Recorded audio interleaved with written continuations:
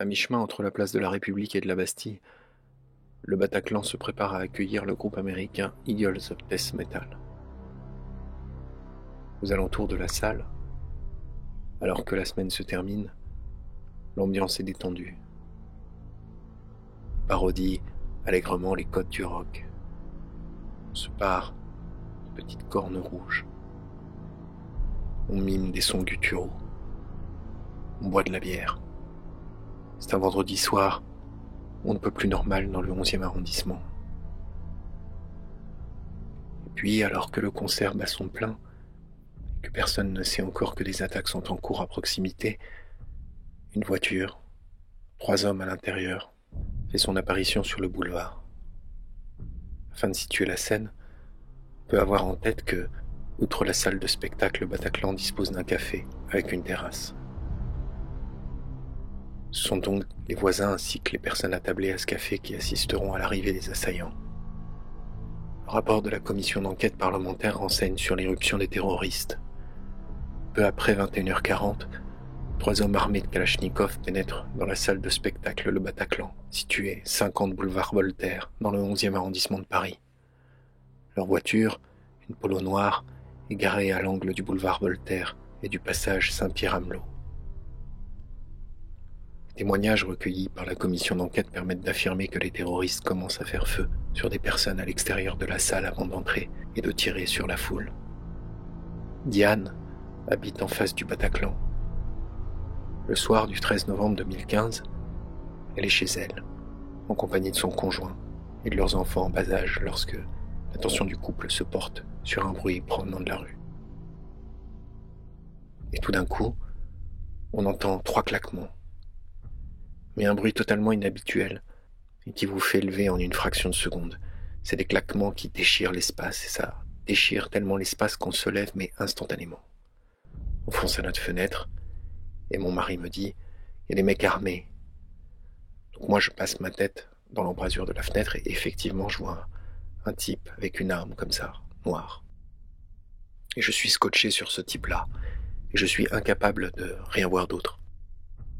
Je regarde cet homme qui prend son arme avec un calme et déroutant en fin de compte, qui a son arme au bras gauche, qui la lève tout doucement, tout calmement, sans aucun mouvement ni de panique, ni de fébrilité, rien du tout.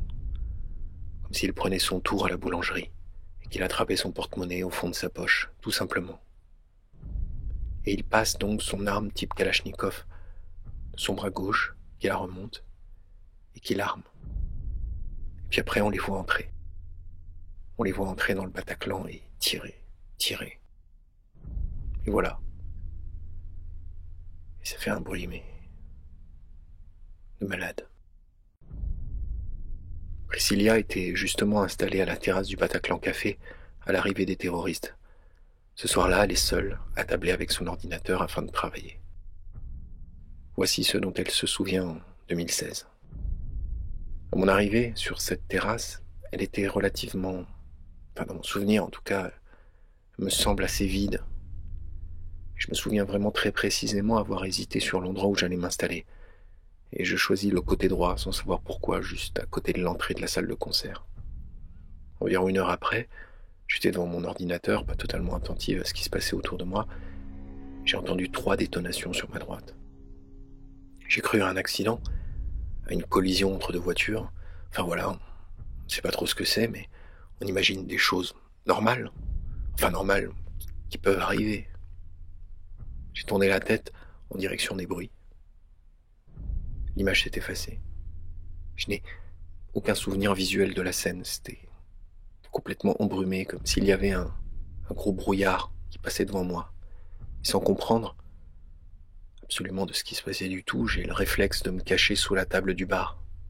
Je me souviens avoir croisé le regard de ma voisine de droite, qui faisait la même chose que moi. On s'est caché sous nos tables. Et là, j'ai vu un homme à terre qui ne bougeait plus. Enfin, j'ai vu un des tireurs avec sa Kalachnikov, une arme de guerre, à quelques mètres de moi, qui regardait encore en direction de la terrasse. Son visage, je m'en souviens très très bien. C'était un très beau jeune homme. Très beau, très jeune, très beau, très calme. Absolument pas un visage haineux, comme on peut s'imaginer quelqu'un qui agresse quelqu'un d'autre, avec un regard comme ça, non, pas du tout. Pas souriant et pas rigolant, mais tranquille. J'en ai vu qu'un. Je n'ai pas vu d'autres personnes. Mais il était, oui, à quelques mètres de moi. Après avoir tiré à l'extérieur, les 3 assaillants pénètrent dans la salle et font feu indistinctement sur la foule. Dans les témoignages, on constate que, si l'interprétation de ce qui s'avère être des coups de feu est très diverse, les personnes présentes s'accordent pour décrire l'incrédulité qui les saisit. L'assistance met un certain temps à accepter l'idée qu'il puisse s'agir de déflagrations réelles ayant pour objectif de tuer. Jessie raconte. Personne n'a compris. En fait, je pense immédiatement, j'ai cru d'abord à un problème technique. Je me suis retourné et je n'ai rien vu. Et puis j'ai senti quand même, il y avait beaucoup d'agitation. Il y avait des cris. Donc, il se passait quelque chose dans la salle. J'ai pensé que quelqu'un était entré et avait jeté des pétards dans la salle. Je me suis dit, c'est vraiment pas malin. C'est hyper dangereux. Ça peut créer un mouvement de foule. Cédric ajoute. Le concert se déroulait bien et soudain on a été saisi par des bruits, comme des bruits de pétards, très violents. Je ne sais plus combien il y a eu de détonations, mais il y a eu pas mal de détonations. On a vu des éclairs sur la droite au début, on a tous pensé à un canular, une sorte de mise en scène. Je me rappelle avoir regardé vers la scène et voir l'effet de surprise, aussi auprès des musiciens. Donc c'est là que j'ai commencé à me dire non, ça c'est pas prévu dans le show. Anaïs dit, comme tout le monde, on a cru que ça faisait partie du spectacle. On a d'abord pensé à des feux d'artifice ou quelque chose comme ça. Ensuite on s'est très rapidement accroupi, en pensant que ce serait... Alors, après, moi dans ma tête ça doit être un règlement de compte, genre quelqu'un qui vient, qui tue sa femme et son amant, et qui repart. Lorsque l'Assemblée commence à comprendre qu'il s'agit d'une attaque qui ne vise pas quelqu'un en particulier, mais l'ensemble de l'assistance, indistinctement, le premier réflexe est de se mettre au sol. Plusieurs témoins, bien que perplexes au départ, assimilent progressivement l'ampleur de l'événement, compte tenu des cris qui retentissent et des odeurs qui envahissent progressivement la salle. Il s'agit principalement d'odeurs de poudre et de sang. Immédiatement après, les témoins voient des personnes se faire faucher par des balles, et la réalité s'impose. Ariane dit « Je crois que les lumières se sont rallumées assez vite. On a compris ce qui se passait, les gens ont commencé à crier. Ça a commencé à avoir une odeur de sang et de poudre déjà. Mon ami m'a attrapé la main, je suis resté un petit peu tétanisé en me disant « il faut s'allonger ». Donc comme j'ai mis du temps, en fait je me suis retrouvé sur des gens, comme une sorte de bouclier. J'étais comme ça pendant quelques minutes. On voyait des personnes se lever et malheureusement dès qu'une personne se levait toute seule, ces personnes-là se prenaient des balles. On entendait des claques, claques, vraiment claques. Bon, effectivement ça peut s'apparenter à des pétards. Ça peut s'apparenter à un claquement d'ampli. Enfin, il y a plein de trucs. Sauf qu'il y a une odeur de poudre qui arrive, qui est phénoménale. Je me retourne et là je vois des gens, ça bouge, j'entends le clac, clac, les odeurs. Je me retourne là, qu'est-ce que je vois? Je vois une arme, je vois une personne, et je vois surtout son arme. Et bon il fait feu, et les gens tombent, les corps tombent. Dans la salle de spectacle, alors, c'est un mélange d'incrédulité, de perte des repères et d'effroi. Cyprien dit « La seule façon dont on peut le décrire, des cris au loin. Enfin, l'entrée vraiment de la salle et mouvement de panique, mouvement de foule. On ne sait pas ce qui se passe. Ce qu'on sait juste, c'est qu'en 5 secondes, tout le monde se jette à terre. Les lumières s'allument. Donc là, il y a une question de temporalité que je ne maîtrise pas très bien. Mais je sais juste que très vite, on est tous à terre. La première chose qui me vient à l'esprit, c'est tout de suite qu'on est en train de vivre une sorte de happening de très mauvais goût. Les personnes immédiatement blessées comprennent évidemment très vite qu'il s'agit d'un attentat. Lioristi, comme beaucoup de gens ont dit, c'est vrai qu'on a cru que c'était un effet pyrotechnique, un effet de spectacle de type feu d'artifice, pétard. Moi, dès le départ, dès les premiers instants, j'ai été touché à la jambe. Et dans la cohue, je me suis allongé par terre, j'étais par terre, et je ne pouvais plus bouger. J'étais dans l'incapacité de bouger car j'avais vraiment mal. Mal à la jambe. Peter ajoute, donc j'ai vu l'arrivée assez furtivement d'une silhouette qui tenait une kalachnikov. J'ai été touché tout de suite. Il y a eu un mouvement de foule, le temps que les gens comprennent un petit peu que ce n'était pas juste une pétarade dans un coin, un truc comme ça. J'ai senti qu'une balle me traversait. J'ai été immobilisé tout de suite. J'ai compris tout de suite qu'il fallait être mort, pour pas se faire tirer dessus, tout simplement. Donc évidemment, c'était assez inconfortable, parce que c'est des douleurs un peu qui demandent à ce qu'on bouge, afin de pouvoir être dans une position plus confortable, mais c'était bien trop dangereux. Les personnes qui ont été grièvement blessées dès le début de l'attaque n'ont généralement pas le temps d'analyser la situation.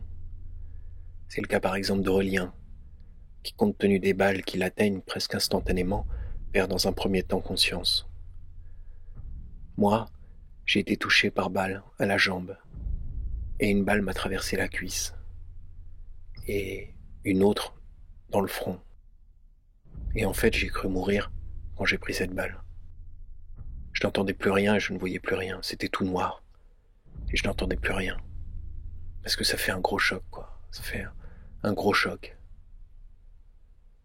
Et donc après, moi, je suis tombé. Je suis tombé et il y a des gens qui sont tombés sur moi. Si dans un premier temps, les assaillants tirent sur la foule de manière un peu aléatoire et ininterrompue, il semble qu'ensuite les exécutions se fassent de manière plus ciblée, au coup par coup. Jocelyn le décrit. Je me retourne et là je vois effectivement qu'ils étaient en train d'arroser. Ils arrosaient et puis les gens tombaient, ça criait. Et en fait, j'en vois un avancer juste à côté de la régie, de la console, et là, je le vois, il arrose. Il y en a un qui était resté au niveau des t-shirts, qui a nettoyé. Et il s'approchait de nous. Et en fait, on entendait les claquements de la calache, qui se faisaient de plus en plus forts, mais moins nombreux. C'est-à-dire qu'en fait, il tirait balle par balle. Donc, j'attendais la balle. Si les personnes qui se trouvent dans la fosse et plus généralement la partie en rez-de-chaussée de la salle restent au moins pour un temps couchés, les spectateurs qui se trouvent au balcon tentent dans leur majorité de chercher une issue de secours. Un souvenir revient dans plusieurs entretiens. Les personnes présentes à l'étage tentent de rejoindre la sortie qui se trouve au rez-de-chaussée. Mais elles en sont incapables car elles sont bloquées par un tireur posté en bas de l'escalier. Cette situation fait que les personnes présentes à l'étage ne cherchent plus à fuir, mais elles tentent de se cacher. Au balcon du Bataclan, outre l'espace dédié aux spectateurs, on compte plusieurs pièces d'usage divers. Elles seront toutes utilisées par les victimes afin de trouver refuge. Il y a des loges et des pièces dédiées à entreposer du matériel ainsi que des toilettes. Il n'existe en revanche aucune issue de secours. Les témoins racontent la recherche d'un lieu de confinement et la manière dont les choses s'organisent entre eux. L'événement est décrit dans le témoignage de Lubna, qui est justement l'une des deux jeunes femmes qui se retrouvent un moment à l'extérieur d'une loge. Arrivés à notre tour, mon ami et moi, en fait, la porte s'est refermée sur nous. Donc là, on s'est retrouvés dans le couloir, toutes les deux, et on n'a pas trop compris. On s'est mis à taper à la porte, à demander à ceux de l'intérieur s'ils pouvaient nous ouvrir. Ils nous ont ouverts. Et donc à partir de là, on s'est retrouvés dans la loge. On s'est tous un peu regardés bizarrement. Enfin, je pense qu'on était un peu tous... on a eu un peu peur de chacun en fin de compte. Et là, il y en a un qui ont décidé de prendre le canapé qu'il y avait dans la loge et de le mettre contre la porte. Il y avait un mini frigo également qu'on a mis. Là aussi, nous disposons d'un récit en miroir avec les témoignages d'Alban et de Paola, qui trouvent refuge sur le toit de la salle de concert grâce à une ouverture percée dans le faux plafond par les victimes afin de tenter de se cacher au mieux. Les deux témoignages reviennent sur le civisme des personnes présentes et l'entraide qui, presque naturellement, semble se mettre en place. Alban dit: il y a des gens qui ont l'idée de casser le faux plafond. Il y avait des toilettes et donc, sur les toilettes, ils ont cassé le faux plafond et c'est par là qu'on est sorti. Alors on va dire qu'on a eu une chance d'avoir des gens qui ont eu cette idée. On s'entraide, enfin ceux qui ont encore de la force pour aider les gens à les soulever et à les porter, ils le font. Paola ajoute: et à un moment donné, je vois que devant moi il y a un WC. Il n'y a toujours pas de sortie, mais il y a une nana qui est montée sur le WC et qui est en train de défoncer le plafond comme ça. Ils font un trou et les personnes commencent à monter par ce trou. Ce qui était incroyable à ce moment-là, c'était le respect des gens. Enfin, dans une situation où on va peut-être crever, on pourrait penser que tout le monde pense à sa peau. C'était pas du tout le cas. C'était très beau à voir. Il y avait un énorme respect, tout le monde a attendu son tour. Ça faisait peur de se voir enfin que, devant l'idée que, dans quelques instants, on doit monter parce que je me suis dit, jamais je vais arriver à monter dessus. C'est juste pas possible, avec la seule force de ses bras. Et effectivement, il y avait des mains tendues. C'est-à-dire quelqu'un qui était déjà monté s'était arrêté. Et du coup, on a formé une sorte de chaîne. Et moi, après, j'ai hissé. Enfin, derrière la personne qui était devant moi. Et après, c'était mon tour et on m'a poussé, on m'a aidé. Et au bout d'un instant, j'étais dessus. L'attaque a commencé à 21h47. Dès les premiers instants, on sait que plusieurs témoins ont le réflexe de prévenir le secours. Il faut avoir en tête que la situation dans Paris est alors déjà tout à fait exceptionnelle puisque les effectifs de police, les pompiers et l'ensemble du dispositif médical sont mobilisés sur les autres scènes, les terrasses et le Stade de France. À l'extérieur de la salle, les riverains se trouvant à proximité du Bataclan vont assister, entre horreur, sidération et volonté d'agir, à la fuite des victimes. Parmi les personnes venues témoigner dans le cadre du programme, nous avons recueilli le récit de Daniel, le journaliste qui a filmé depuis la fenêtre de son appartement la panique des victimes qui fuient la salle grâce à une issue située du côté du passage Saint-Pierre-Amelot. On peut dire que cette vidéo a marqué la mémoire des Français. Elle est la plus fréquente citée par les personnes interviewées qui n'étaient pas sur les lieux de l'attentat. J'habite dans l'impasse Saint-Pierre-Amelot, juste le long du Bataclan où il y a les sorties de secours du Bataclan. J'étais en train de travailler, j'ai entendu comme des bruits de pétards qui ne ressemblaient pas du tout à une bousculade. Mais bon, ça pouvait être un pétard. Mais à un moment donné, je me suis déplacé. J'ai ouvert la fenêtre qui donne dans le passage Saint-Pierre-Amelot, qui donne en diagonale sur les sorties de secours du Bataclan. Et là, j'ai vu la guerre. C'est-à-dire, c'était plus qu'une bousculade.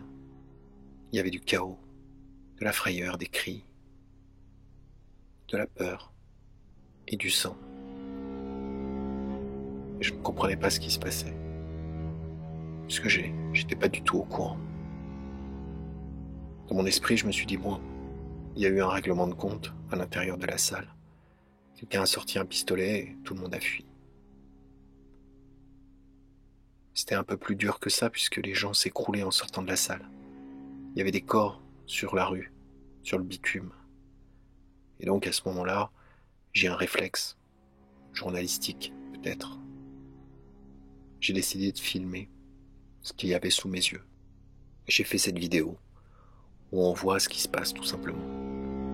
Les gens qui crient, la mort qui s'abat, les blessés, les hurlements, la peur. Et donc j'ai filmé ça.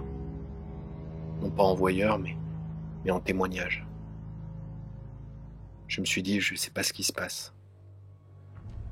Je ne savais pas vraiment qu'il y avait une attaque terroriste. Mais vu l'ampleur du chaos qui régnait, j'ai filmé au cas où, pour une enquête. Donc ça a duré une dizaine de minutes et à ce moment-là, il y a eu une grande accalmie. Madeleine décrit cette fuite massive vers le passage Amelot. Dans mon champ de vision, je me rappelle avoir vu aussi, au moment où je me suis accroupi, peut-être un petit peu avant, je ne sais plus très bien, les deux vigiles courir sans doute vers l'issue de secours pour l'ouvrir. Et j'ai entendu quelqu'un dire « à l'issue de secours » ou « vers l'issue de secours ». Donc ça a dû déclencher un mouvement de foule. Et je me souviens de m'être levé, d'avoir suivi des gens. Et là, j'ai plus de mémoire. Je ne sais plus comment j'ai descendu les marches. Je ne sais plus comment j'ai franchi les portes qui donnent vers l'issue de secours. J'ai juste la sensation d'être passé dans le tambour d'une machine à laver. Donc j'ai couru dans le passage Amelot, quelques mètres, me mettre à l'abri dans un petit décroché d'immeuble à gauche, poser mon sac et enfin mettre mon manteau. La vidéo de Daniel est d'une importance majeure pour les victimes elles-mêmes, car elle permet de reconstituer leur fuite. C'est par exemple ce qu'on observe dans le récit de Meryl. Elle dit « Ce qui était terrible, c'est que moi, sur cette fameuse vidéo où on voit le passage Amelot, en fait, moi, je pensais que la sortie par laquelle on était sorti était sur le boulevard, mais en fait, il n'en existe pas, donc c'est bien la deuxième qu'on voit sur la vidéo. Et ce qui est terrible, c'est que je pense qu'elle a été filmée à peu près au moment où on est sorti. J'ai essayé de chercher quelqu'un qui, même si je sais que ça a été très bref, je me souviens de m'être retourné. Donc il y a eu un moment d'attente. J'ai essayé de voir et j'ai pas vu. Mais par contre, ce que j'ai vu, c'est qu'il y avait des gens partout par terre. La difficulté, c'est que je ne me souviens pas du tout. C'est-à-dire que pour moi, il n'y avait, à part le monsieur mort devant la porte, à l'extérieur, pour moi, il n'y avait personne. Alors qu'il y a des gens qui hurlent sur la vidéo. Je leur ai peut-être marché dessus, en fait. J'en sais rien. Parce que pour moi, je les ai même pas vus, en fait. Revenons à l'intérieur du Bataclan. À l'occasion de la montée du ou des terroristes au balcon, si certaines victimes arrivent à quitter la salle, d'autres trouvent une cachette. Dans l'attaque du Bataclan, on peut dire qu'absolument tous les interstices de la salle vont être utilisés par des personnes qui tentent de se mettre à l'abri. En ce qui concerne les lieux pouvant servir de refuge, les victimes se retrouvent dans une situation d'inégalité en termes de confort et de sécurité. Jocelyn raconte « Je me suis relevé, j'ai pris ma femme, je l'ai poussée en avant et on a cavalé tout droit. Là, il y a eu un mouvement de foule global. Puis en levant les yeux, je vois qu'il y a une porte au fond qui s'en trouve, vers une salle. La porte s'ouvre et là je lui crie « C'est là-dedans, va là-dedans, va là-dedans !» Alors il y avait les loges au-dessus. Il y a plein de gens qui sont montés sur les loges en haut. Nous on est restés dans le local technique, qui était à droite de la scène. Il y avait une porte qui donne sur des escaliers et à gauche, en fait, on a une espèce de petit local qui est juste apposé à la scène et qui sert de local pour les guitares, enfin, un local technique. Et on se retrouve là. On se retrouve là à 30, 35, 40 peut-être. Colline, elle, va utiliser une cachette singulière, qu'elle est d'ailleurs à notre connaissance la seule à exploiter. Cet espace se trouve sous le bar. Il sert à l'accoutumée à entreposer des fauteuils qui peuvent être placés dans la fosse. On y accède grâce à une trappe. Elle raconte. À ce moment-là, j'ai vu que le parquet du bar, là, qui faisait 1 mètre de haut, il était creux en fait. C'était des praticables en métal, avec une espèce de petite coulotte à un endroit où j'ai rampé pour aller me cacher dessous. Donc je suis allé me mettre le plus loin possible. En fait, j'ai rampé dessous et j'ai vu que c'était un cul-de-sac. Parce qu'après, c'est là où ils rangent les sièges qui peuvent être dans la fosse quand c'est un concert assis. Donc en fait, voilà, j'étais un peu coincé là. Je me suis calé. À partir de ce moment-là, j'ai l'impression que j'étais plus dans le truc. Comment dire? Je n'étais plus dans le raisonnement. C'est fini. Je vais mourir. J'étais dans le raisonnement survie. Parmi les personnes présentes au balcon, au premier étage du Bataclan, certaines trouvent refuge, dans un premier temps, en se pendant à une fenêtre. C'est d'ailleurs un des éléments de la vidéo de Daniel qui a beaucoup impressionné. Sébastien fait partie de ces personnes. L'extrait qui suit est important afin de saisir ce qui peut pousser les individus à se mettre en danger.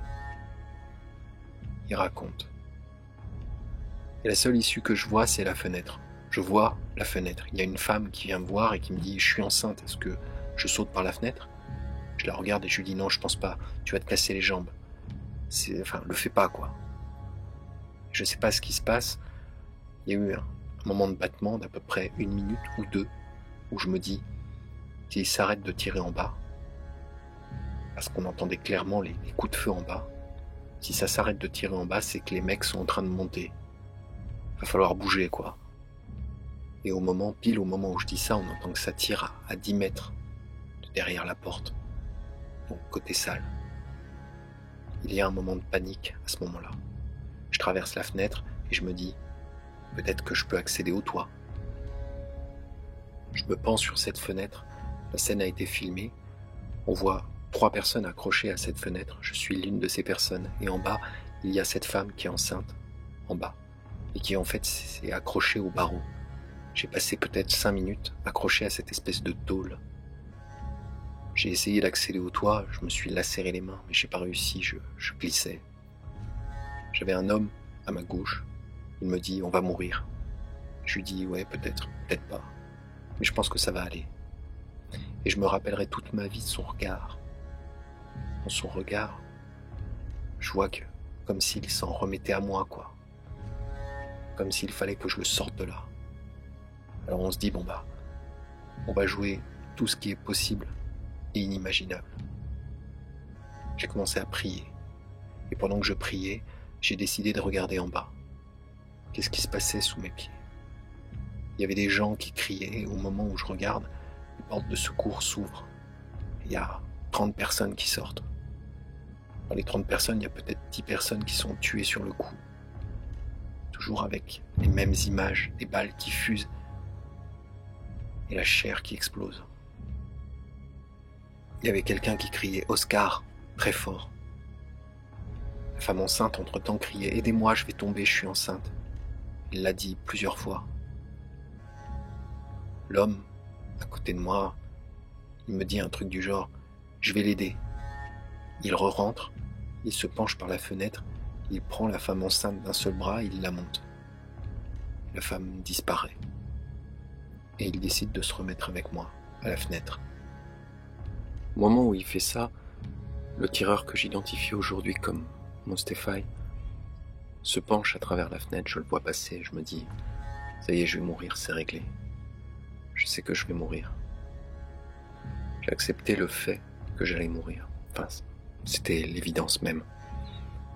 Et il nous regarde et il nous dit « Descendez de là. » Et moi je lui dis « Écoute, il n'y a pas de problème, on descend. Fais ce que tu veux, il n'y a aucun souci. » Et il dit « Allez là-bas. » Donc il nous demande de retourner à la salle, là où on était plus ou moins assis pendant le concert.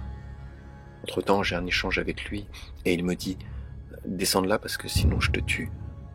Je viens de tuer 100 personnes, tu feras pas la différence. » Je lui dis « Ok, il n'y a pas de problème, moi je fais ce que tu veux. » Une dizaine d'otages est donc regroupée dans un premier temps au niveau des fauteuils par un des terroristes, Mostefai. Arrive ensuite au niveau du balcon un autre assaillant, Fouad. troisième terroriste se trouve toujours au rez-de-chaussée, vraisemblablement sur la scène.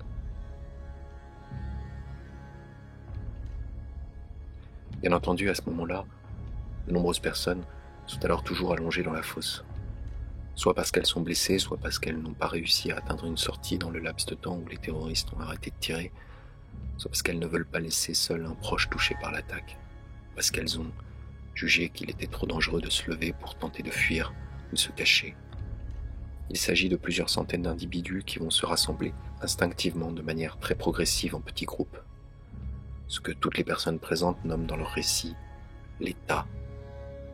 À ce moment-là, il y a donc dans la fosse des victimes, indemnes physiquement, des blessés, des personnes décédées. Il faut prendre conscience de ce qui se joue pour ces personnes qui restent dans la fosse. La confusion généralisée qui règne dans la salle de concert au moment des mouvements de foule et l'horreur de chaque situation particulière. Comprenons que, en matière de survie, puisque c'est ce dont il s'agit ici, il n'y a ni réponse unique, ni bonne décision.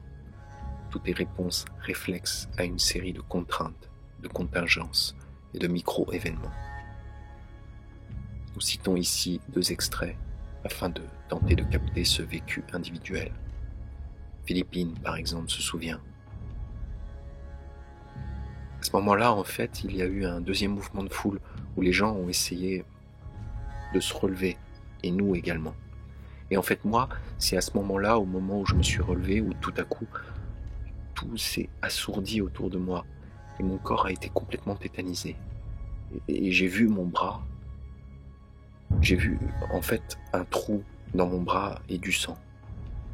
Mon ami m'a dit à ce moment-là, il faut qu'on rampe. Et moi, je lui ai dit, je peux pas, je suis touché. Et donc, je me suis effondré au sol. Je me suis couché au sol sans pouvoir bouger, puisque de toute façon, je n'avais pas mal à ce moment-là. Parce que je me suis dit que c'était la seule chose à faire. C'était la panique. La panique autour. Il y avait des gens qui hurlaient. Nous, on se faisait un peu piétiner par des gens qui essayaient de partir. De son côté, Domiti explique. Assez rapidement, j'ai pris une rafale et j'ai été touché. J'ai senti une gerbe d'éclat dans la cuisse, puisque j'étais allongé sur le côté droit. Et là, ça a été l'horreur. J'ai entendu les rafales, le bruit des balles, les cris des gens, le bruit très spécifique des gens qui trébuchent sur du parquet, qui est un bruit qui me hante encore aujourd'hui. Le bruit des douilles qui rebondissent sur le sol. Moi, j'étais un peu paniqué, je ne savais pas trop quoi faire. Quand ils ne tiraient pas, on entendait les gens dire « Allez, c'est bon, on court, on y va ». Moi, j'étais un peu pétrifié sur place, je ne savais pas trop quoi faire. Je n'avais qu'une peur, c'était de me prendre une rafale dans le dos. Et donc, on s'est retrouvés petit à petit, en fait. Les gens s'enfuyaient, donc petit à petit, on s'est retrouvés à 4, 5, dans une espèce de tas. Je pense que, instinctivement, on s'est tous regroupés. Il y avait un homme à côté de moi, il n'arrêtait pas de nous répéter « On ne bouge pas, on ne bouge pas ». Donc au final, comme on ne savait pas quoi faire, moi j'osais pas regarder parce que j'avais qu'une peur, c'était d'attirer leur attention, et qu'on ne savait pas où étaient les sorties de secours. Stanislas restera également tout au long de l'attaque dans la fosse car l'ami qui l'accompagne est très rapidement mortellement blessé. La description qu'il livre de la situation est très dure. Nous avons décidé d'en conserver un long extrait car son récit est à la fois très précis et représentatif de descriptions faites par d'autres personnes dans sa situation. Et là, je me retourne et je vois un mec à la porte d'entrée avec une arme à feu, une calache. Je me retourne vers mon amie. Elle avait déjà une balle dans la gorge, direct. Donc je la chope, je la plaque au sol avec moi, je me mets comme ça, je mets ma main très fort sur le trou où ça gicle, et je lui parle. Ça continue à tirer, évidemment. Ça tire très longtemps. Ça hurle, ça tire. Et moi, j'ai aucune notion du temps. Évidemment, je ne sais pas combien de temps ça dure, mais je suis là à essayer de protéger mon ami et de lui parler. Et puis, tout d'un coup, ça arrête de tirer. C'est au moment où ils rechargent, en fait. Donc, ils arrêtent de tirer, et là, mouvement de foule. Je la chope avec moi, et j'essaie de rentrer dans le mouvement de foule et de courir, me barrer. Enfin, me barrer, quoi. Et là, je crois que j'ai piétiné des gens. Enfin, on se piétine tous. Je sais pas. Moi, j'arrivais à courir, à marcher. Mais on est quand même tous dans une énorme vague de gens. Et à peine au bout de quelques mètres, il recommence à tirer. Alors j'ai décidé de plonger au sol avec elle, toujours avec mon ami. On m'a tiré dessus. Je ne sais pas à quel moment en fait. Je sais pas si c'était avant, quand je me cachais, ou pendant le mouvement, ou après. Enfin, je sais pas. Mais en gros, je plonge. J'avais des corps sur moi. Et là, j'ai fait le mort, quoi. J'ai plus bougé du tout. Au milieu des gens, on était tous collés, et ils continuent à tirer à fond, à fond, à fond. On commence à sentir l'odeur de la poudre, puis du sang. Et puis les gens qui hurlent, qui meurent, qui crient. Je décide de faire le mort, de plus jamais bouger, tant qu'on ne viendra pas nous chercher. Il y a un mec à côté de moi, une nana qui sont vivants et on parle. Moi je vois rien, j'ai la tête dans le sol, j'ai la tête dans une mare de sang. Parce que le sang commence à s'accumuler par terre. Mais vraiment une mare. Ça fait une flaque en fait. Et avec le mec et la nana, on se parle, il nous coach un petit peu, il nous dit faut absolument pas bouger, si on bouge, on est mort. Et du coup, on bouge plus. Et surtout, on se tait. On parle plus, on chuchote. Et voilà. Faut vraiment faire croire qu'on est mort. Il y a d'autres gens plus loin, mais eux, ils crient, ils s'énervent. Le mec, il était là, il essayait de les calmer, il dit « Non mais arrêtez, faut pas bouger. » Moi, je faisais tout pour calmer ma respiration. Faut pas qu'on me voie respirer. Je voulais qu'on me voie mort, quoi. Donc il fallait pas que je bouge. J'essayais de m'enfoncer le plus possible dans le sol. Donc j'avalais plus de sang, mais je m'en foutais. Il fallait vraiment qu'on ne me voie plus.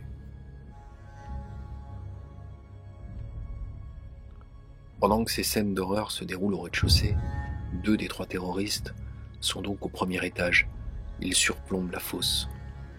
Durant plusieurs minutes, les otages du balcon vont rester ainsi, retenus au niveau des fauteuils par les assaillants qui poursuivent leur carnage en assassinant les personnes allongées en contrebas. Il ne s'agit plus de tirs en rafale, mais de meurtres ciblés, visant les personnes qui se rebellent, qui bougent, et dont le téléphone se met à sonner. C'est ce dont se souviennent les personnes dans la fosse. Paloma dit « Pour moi, c'était juste le fait de ne pas bouger, de rester le plus silencieux possible, parce qu'à chaque fois que quelqu'un bougeait, ou un téléphone sonnait, ça tirait. » Ferdinand ajoute « Le terroriste tirait dans la fosse, un peu au hasard, ceux qui criaient fort, ceux qui avaient l'air blessés. Enfin, il shootait par à coup, quoi. » Emeline dit « Après, dès que quelqu'un bougeait, qu'il y avait un téléphone portable qui sonnait, il tirait sur la personne. » Petit à petit, les tirs se sont calmés et les téléphones ont commencé petit à petit à sonner et à vibrer dans toute la salle. C'était vraiment ma plus grosse frayeur que ce putain de téléphone soit responsable de ma faim, que ce soit lui qui me fasse repérer. Je me souviens d'une fille qui, je sais pas où elle était, qui se met à les supplier d'arrêter. Et il l'exécute. Je me souviens d'un type qui se met à les insulter, à les traiter de connards, de moins que rien, d'enculés, de bâtards, de tout ce qu'on veut. Il se fait exécuter. Sébastien, qui est retenu en otage au balcon, se souvient également de ces exécutions. Un terroriste continuait à tirer dans la fosse. Tout en étant sur le balcon, il tirait. Il a peut-être tué une dizaine ou une quinzaine de personnes et il riait, d'un rire sadique et pervers. Il disait qu'il ne fallait pas bouger aux gens dans la fosse et dès qu'il y avait quelqu'un qui bougeait, il tirait. Il en a tué, je ne saurais pas vous dire exactement, mais beaucoup, devant nous. Toujours pour instaurer ce climat de terreur, pour faire comprendre que c'était eux qui avaient le pouvoir de vie ou de mort sur nous. À la différence de ce qui s'est passé sur les terrasses attaquées le soir du 13 novembre, l'attentat du Bataclan s'installe dans la durée. Les personnes présentes ont donc le temps de voir les terroristes. Nous avons dans les témoignages plusieurs descriptions des assaillants. Celle faite par Isoline est tout à fait représentative. Je me suis retourné, j'ai vu l'un des terroristes que j'ai identifié comme étant Mostefai. Enfin pour moi, un terroriste, Enfin, un djihadiste ne ressemblait pas à ça, il avait l'air d'être un gamin. Je sais pas, je donnais 25 ans, ça aurait pu être un ami de ma petite sœur. Il était habillé normalement, les cheveux courts, une petite barbe de 3 jours, comme n'importe quel Parisien. Du coup, c'était vraiment... Pour ça, je me suis dit, mais c'est un fou. En outre, les victimes entendent les paroles et les revendications des assaillants. Ils s'adressent à la foule à 2 moments distincts. Dans un premier temps, au tout début de leur arrivée, les terroristes déclarent qu'il s'agit d'une prise d'otage. Dans un deuxième temps, vraisemblablement depuis le balcon, ils revendiquent leur action comme une vengeance de Daesh contre les actions militaires françaises menées au Proche-Orient.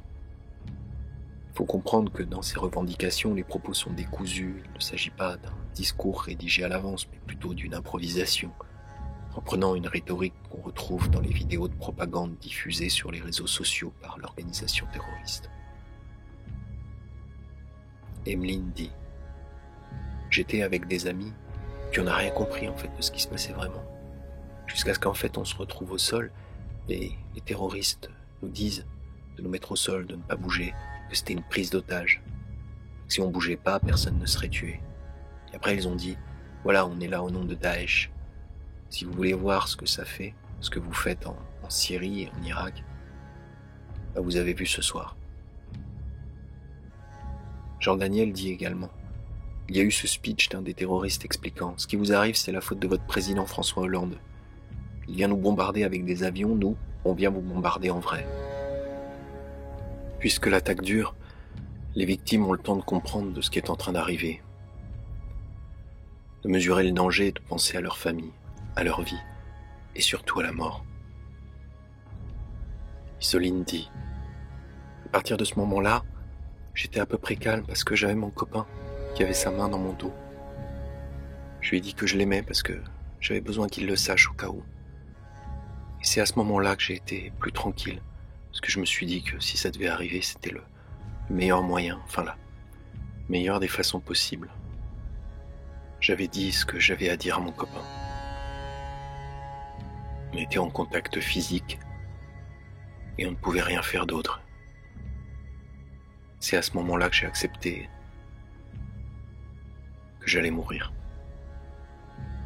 Je pensais aux choses que je n'avais pas faites et que je voulais faire. Le lendemain, je devais m'occuper d'un voyage aux États-Unis. Donc je me suis dit que j'irais jamais là-bas. Je pensais à ma famille, surtout à mes petites sœurs, en me disant que j'allais gâcher leur vie si je mourais ce soir-là. Le témoignage de Jean Daniel permet de comprendre que cette sensation de tranquillité est en fait plus paradoxale et plus complexe qu'il n'y paraît. Moi, à ce stade, je me raccroche à plein de trucs. La première, c'est un truc qui, quelque part, fait vriller le cerveau. Mais pour avoir une chance de survivre, il fallait rester calme. Et pour rester calme, il fallait accepter sereinement de mourir. C'est une contradiction folle, mais j'ai fini par me dire ça.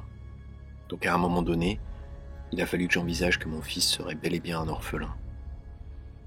Et en me disant, bon, il y aura peut-être des gens pour s'occuper de lui, mes parents, les parents de ma compagne, les tontons, les tatas, etc.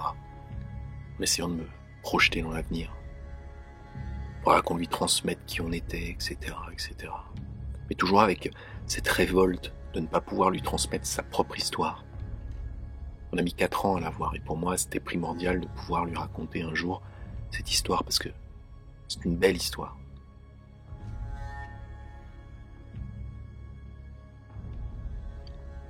Une dizaine de minutes après le début de l'attaque, il va se passer un événement clé dans le déroulement de l'attentat du Bataclan. Robinson, policier de la BAC, raconte.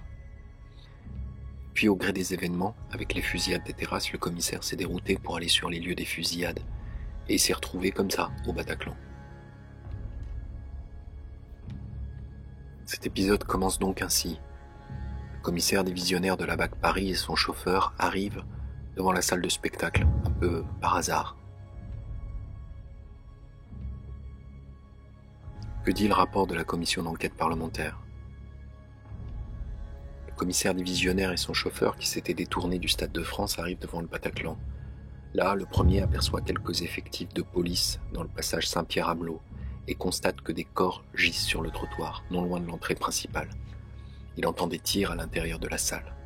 Dans les instants qui suivent, entre 15 et 30 personnes sortent en courant par l'entrée principale, pendant que les tirs continuent. Le commissaire divisionnaire et son chauffeur pénètrent dans le Bataclan.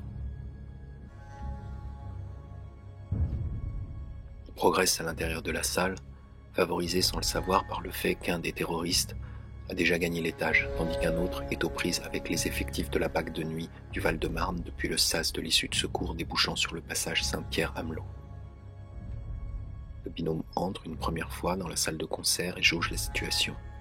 Quelques instants plus tard, ils sortent un moment de la salle, envoient un message à leur famille afin de leur dire au revoir, pensant qu'ils ne sortiront pas vivants de l'intervention qu'ils se préparent à mener. Sur cet épisode, Eugène, qui est également commissaire et qui retrouve le binôme immédiatement après son intervention dans le Bataclan, se souvient. Le commissaire savait très bien ce qu'il faisait. De surcroît, puisqu'il a envoyé un texto à sa femme avant, donc voilà, il savait où il allait. Le commissaire a envoyé un texto, il a expliqué à sa femme qu'il ne savait pas s'il allait la revoir et rentrer chez lui. Le commissaire divisionnaire et son chauffeur décident donc de rentrer à nouveau dans le Bataclan. Cette initiative surprend les forces de l'ordre présentes. Brian dit « J'entends mon collègue de la BAC de nuit. » Et là, je l'entends dire « Ouais, je vais rentrer à l'intérieur. » Je me souviens qu'à cet instant, je me suis dit « Mais il est complètement taré, lui. » Une fois à nouveau dans la salle, le commissaire et son chauffeur se rapprochent du bar et identifient un terroriste sur scène. Ce dernier est en train de braquer son arme sur une victime. Les deux policiers décident d'ouvrir le feu et abattent le terroriste. Il est 21h59. Brian dit « Et là, le commissaire ressort du Bataclan et il me dit « Ah, t'es là ?» Je fais « Ouais ». Et il me dit « Je suis entré à l'intérieur, il y a un terroriste avec sa Kalachnikov qui était en train de mettre à genoux sur la scène un individu. On a pris nos armes, on a visé, j'ai tiré 4 fois, mon équipier il a tiré 2 fois. » Parmi les personnes présentes dans la salle de spectacle, Aurélien se souvient de cet épisode et notamment de la disproportion entre les armes des terroristes et celles des forces de l'ordre. Le mec de la BAC, en fait, il est arrivé et il a tiré. Il avait, lui, par contre, un tout petit pistolet, je me rappelle. Ça faisait un bruit de... Enfin, on aurait dit un jouet, son truc, par rapport au bruit des Kalachnikov. Une fois le terroriste touché, celui-ci s'effondre au sol, ce qui déclenche la ceinture d'explosifs qu'il portait sur lui. Bien entendu, les victimes présentes dans la fosse sont témoins de l'événement. Colin dit « Il y a eu des tirs, mais il y a eu une explosion qui venait de la scène en fait. Quand j'ai lu les comptes rendus, j'ai vu que la fameuse explosion sur la scène, c'était parce qu'il y avait une équipe de la BAC qui était là, un peu par hasard, mais ils sont arrivés avant la BRI. Et moi, ça me paraît fou qu'ils soient intervenus comme des cow-boys solitaires, quoi. Et donc ils ont buté le mec sur la scène qui pointait son arme apparemment sur quelqu'un, sur un otage. Et puis, un silence de mort, et d'un coup une espèce d'énorme explosion. On a reçu des espèces de bouts de plâtre, des bouts de plafond. Moi j'ai eu l'impression qu'ils allaient tout faire sauter, et puis plus rien. Et cette espèce de silence de mort qui nous submergeait et qui remplissait complètement cette pièce. Et puis d'un coup on a entendu la voix d'un homme. Cet homme nous a dit « Bougez pas, on arrive ». C'était comme une espèce d'espoir, comme une espèce de lumière au fond du tunnel. Ryan souligne qu'à partir de l'intervention du commissaire divisionnaire et de son chauffeur, il n'y a plus de tirs meurtriers dans la salle. Les victimes sont mortes des suites de leurs blessures, mais pas de nouveaux tirs. C'est pourquoi cet acte est d'une si grande importance dans l'attaque du Bataclan. De très nombreuses victimes restées dans la fosse se souviennent et relatent l'épisode dans leurs témoignages. La déflagration est de fait si forte qu'elle détache, nous l'avons vu précédemment, des morceaux du plafond. Voici une sélection de souvenirs de personnes qui se trouvent dans la fosse au moment de cette explosion. Paloma dit « Il y a eu cette grosse détonation. Après, j'ai su que c'était le commissaire de la BAC qui était entré et qui a tiré sur un des terroristes qui était sur scène. Ça a envoyé des bouts de corps partout, juste devant moi. Il y avait un bout de cage thoracique qui atterrissait juste devant moi. » Stanislas dit « Des tirs d'abord. Je crois, mais pas beaucoup. 1 ou 2, comme des petites déflagrations. Et quelques secondes après, une énorme déflagration. une putain de bombe géante qui m'explose au-dessus de la tête. En gros, ça, je l'ai su ensuite, il y avait un des gars qui était sur le plateau qui devait sécuriser et tirer sur la fosse. Et les 2 autres étaient montés dans les balcons. Et donc, il y a eu des tirs et une explosion sur le plateau, en fait. Le mec s'est fait tirer dessus par des commissaires qui sont arrivés. Donc là, énorme bombe. Donc évidemment, j'ai compris après que j'avais des bouts de corps qui me sont tombés dessus. De toute façon, au point où on en était, on s'en fout un peu. Enfin, je veux dire, voilà, on est dans la merde de toute façon. Les bouts de corps, tu sentais des trucs métalliques. Enfin voilà, moi j'avais l'impression que c'était le plafond qui s'écroulait. C'était des bouts de plâtre et tout. Comment réagissent les 2 autres terroristes? Sébastien dit. Et mon image, la seule image que j'ai de ça, c'est les confettis. Sauf que c'était des boulons, c'était de la chair, c'était du sang et de la fumée. En fait, il y a eu les 2 terroristes avec qui on était, ils ont perdu pied totalement. Ils nous ont regardés, ils ont pris peur. Ils nous ont dit quelque chose comme « il faut qu'on se tire d'ici, on retourne où on était ». Donc ils nous demandent de retourner dans ce couloir de service, là où je me suis échappé au début. À 22h05, le préfet de police, Michel Cadot, arrive aux alentours du Bataclan. Il est rejoint quelques minutes plus tard par le procureur de la République de Paris, François Molins. Ensemble, ils suivent le déroulement des opérations, évaluent la situation et donnent les instructions. François Molins se remémore la scène qu'il découvre en arrivant sur les lieux. Pour moi, le Bataclan, c'est d'abord des grappes humaines qu'on voit arriver, l'air complètement hébété, souvent à moitié nu. Des gens parfois blessés, en train de saigner. Enfin, c'était l'horreur absolue. Moi, je n'avais pas du tout mesuré, franchement, ce qui était en train de se passer là-bas.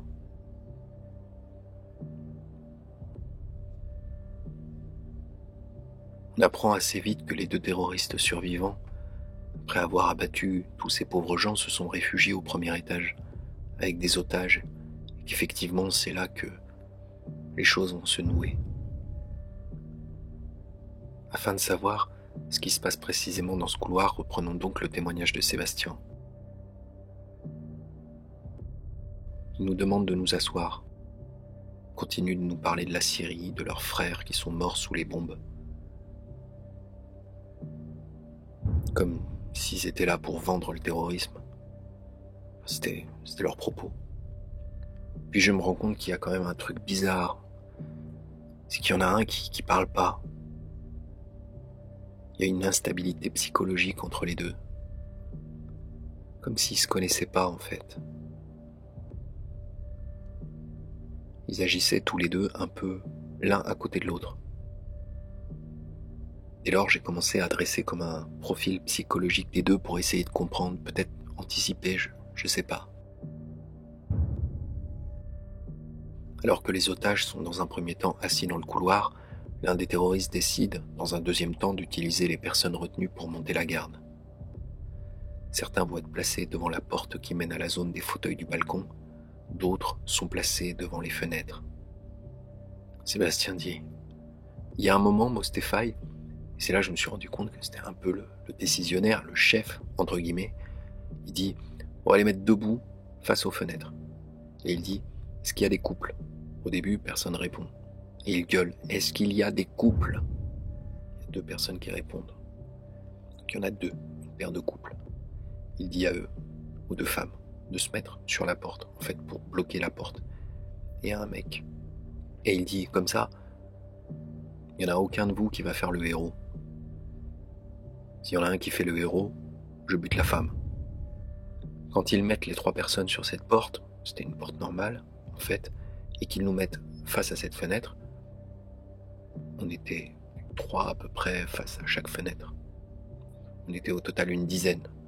Ils nous ont demandé de collaborer avec eux. Ils nous ont dit, regardez à travers la fenêtre, si vous voyez la police, vous nous dites. Si vous voyez des snipers, vous nous dites. Quoi qu'il se passe à l'extérieur, vous nous dites. On était censé participer, en fait, on était là pour être leur caméra de surveillance sur ce qui se passait à l'extérieur. Donc quoi qu'il se passe à l'extérieur, on était censé leur dire et leur rapporter. Pour les personnes qui sont encore dans la fosse, la situation est à la fois macabre et très difficile à appréhender. Les victimes savent que quelque chose s'est passé sans réussir à saisir de manière claire l'intervention. Ils ignorent où sont placés précisément les terroristes et quelle est la stratégie des forces de l'ordre. Beaucoup ont vu les 2 policiers ressortir de la salle après avoir abattu un terroriste. On s'imagine aisément l'incompréhension des victimes, le caractère absolument insupportable de l'attente et l'espoir mêlé de crainte provoqué par l'approche des forces d'intervention. Michel dit « À ce moment-là, de toute façon, on se dit qu'on va mourir. Et puis voilà, s'ils ne viennent pas, si on se fait pas libérer d'une manière ou d'une autre, on va crever, quoi. » Et puis après cette explosion, vraiment le silence. On sent qu'ils sont plus là. On ne sait pas où ils sont, mais ils ne parlent plus, il n'y a plus de tir, il n'y a plus rien. Mais du coup, c'est très bizarre parce que là, tu attends. Et tu sais pas à quelle sauce tu vas être mangé. Là, t'as vraiment le temps de gamberger. Dans ma tête, je me dis aussi, quand est-ce que je vais entendre des sirènes? Quand est-ce que je vais entendre des sirènes de flics ou de pompiers? Et puis finalement, peu de temps après cette pensée, je commence à entendre les sirènes. Toute la difficulté de la situation pour les forces de l'ordre et de secours qui arrivent en nombre aux alentours du Bataclan, c'est qu'elles ne peuvent intervenir immédiatement. La situation est alors très floue. Si les protagonistes savent que des terroristes étaient au moment de l'intervention des policiers de la BAC au balcon, personne n'est en revanche capable de dire précisément où se trouvent dorénavant les assaillants.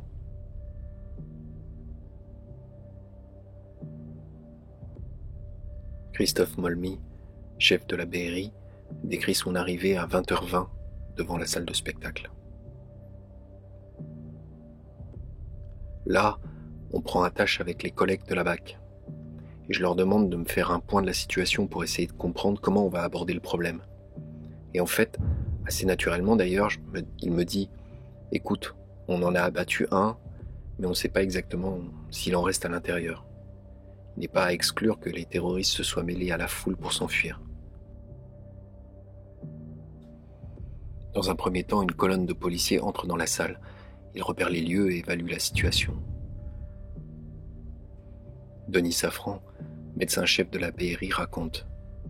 On ouvre la porte, la colonne commence à avancer et là, le chef de colonne me dit « Toi, tu restes ici au coin. On va se faire engager. Ça veut dire qu'on va se faire tirer dessus. Reste là, on t'appelle. On va se faire engager. » Alors effectivement, je décide de rester là. J'imagine qu'il a trouvé qu'il valait peut-être mieux si la colonne se faisait engager que le médecin ne soit pas tué tout de suite.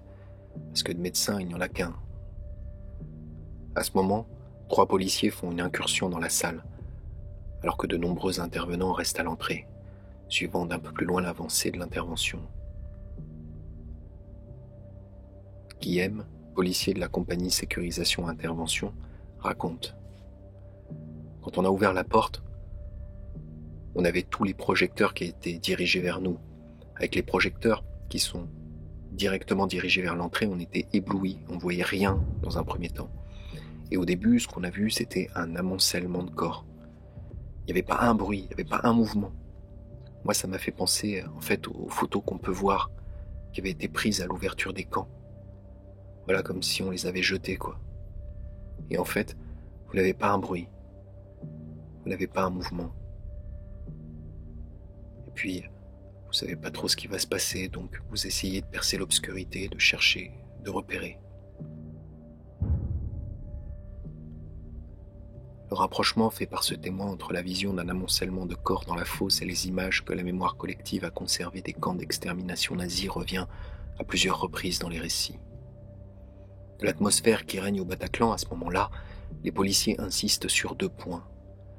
Le silence assourdissant qui fait penser que toutes les personnes présentes dans la fosse sont décédées et les spots lumineux braqués vers l'entrée de la salle qui placent les forces de l'ordre en situation de contre-jour. Denis Safran raconte. Donc la colonne entre. Là, je ne sais pas trop bien ce qui se passe. En tout cas, j'ai une vision globale sur la salle qui est plein éclairage avec les projecteurs. et je vois des gens dans les stalles sur les côtés morts, puis une masse, une foule de gens au milieu, dans ce qu'on appelle la fosse, couchés les uns sur les autres. Là, pour le coup, ce qui a choqué beaucoup d'intervenants, ce sont les téléphones portables qui sonnent dans le vide.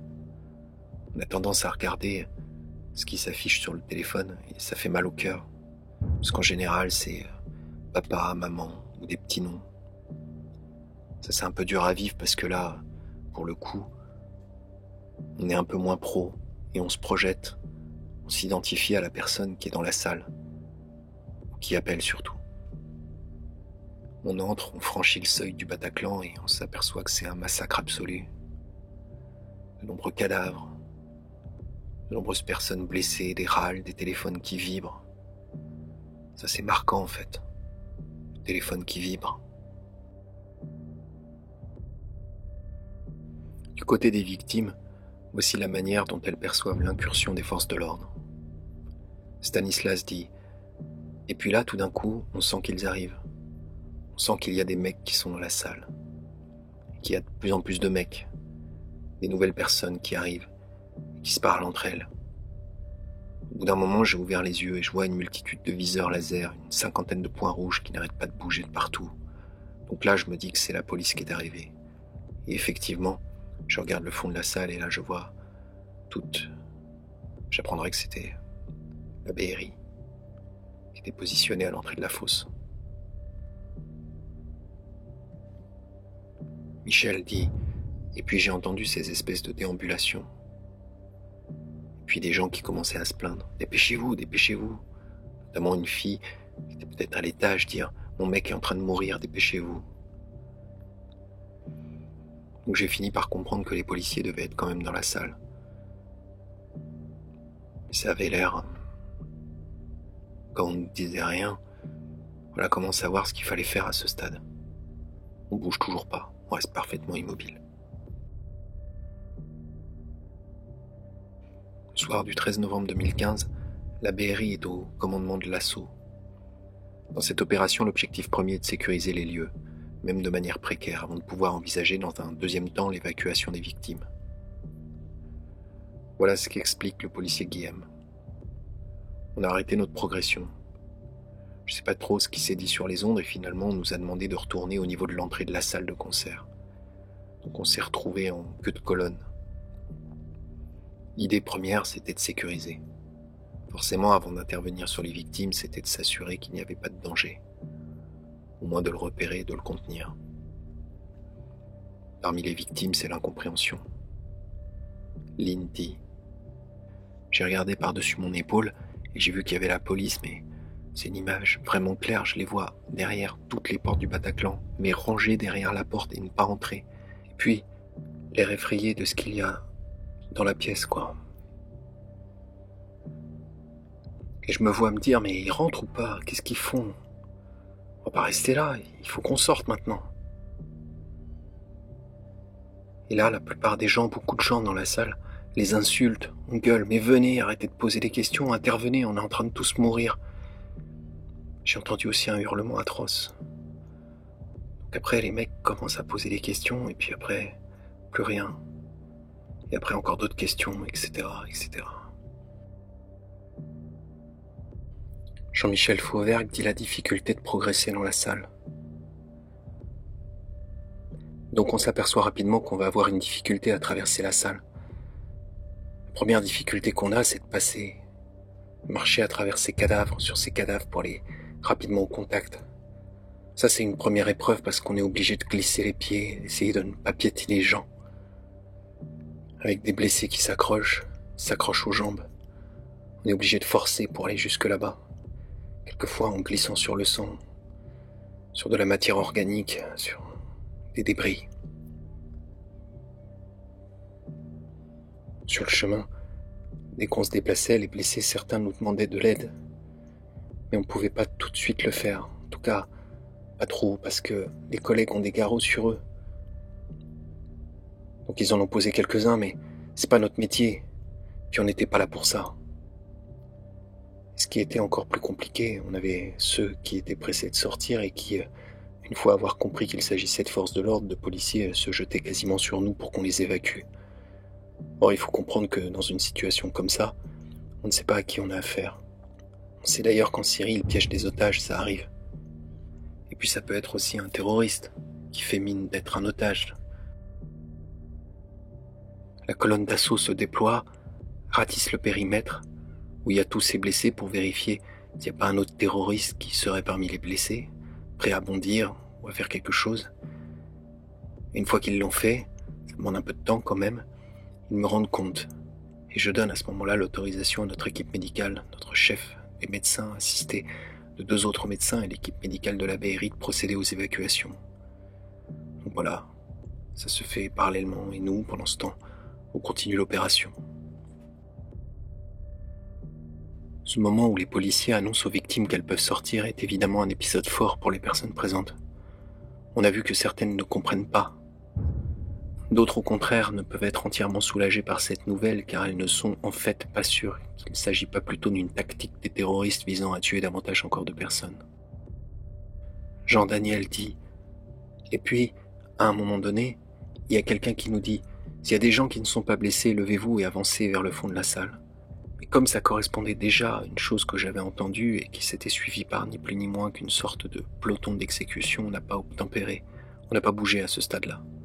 Puis à un moment donné, je sais pas comment c'est venu, j'ai senti comme une sorte de vibration collective, on va dire. J'ai commencé à relever un tout petit peu les yeux, un tout petit peu. Je me suis dit, là c'est le moment, faut tenter. Je me suis relevé. J'étais totalement tendu sur l'idée de survivre. J'étais tendu sur l'idée que la sortie était derrière. Il n'y avait que cet objectif-là à avoir. Il fallait aller là-bas. Je me suis retourné un peu sur la gauche, j'ai vu quelqu'un de la BRI. Il nous a fait signe d'avancer par là. Je commence à avancer et on finit par à nouveau respirer l'air extérieur. Pour reprendre une métaphore à la peau, j'ai l'impression qu'en fait on avait été enterré vif et qu'on sort in extremis du cercueil.